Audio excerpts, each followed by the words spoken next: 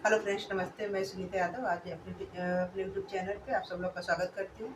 और आज आप सब लोग के बीच में हम लोग नाच गीत लेके आ रहे हैं। आप लोग कैसे लगा कमेंट बॉक्स में जरूर बताना, लाइक सब्सक्राइब शेयर जरूर करना और अपना प्यारा आशीर्वाद जरूर देना। सासू भोई का करे नाना दिया भोई तू हो, नाना दिया भोई तू हो। हमहू अपने राजा से बोई गया मरूद हो, हमहू अपने राजा से बोऊ गया मरूद हो। सासू सिंचाई का करे नाना दिया सिंचाई तू हो, नाना दिया सिंचाई तू हो। हमहू अपने राजा से सिंचाई भैया मरूद हो, हमहू अपने राजा से सिंचाई भैया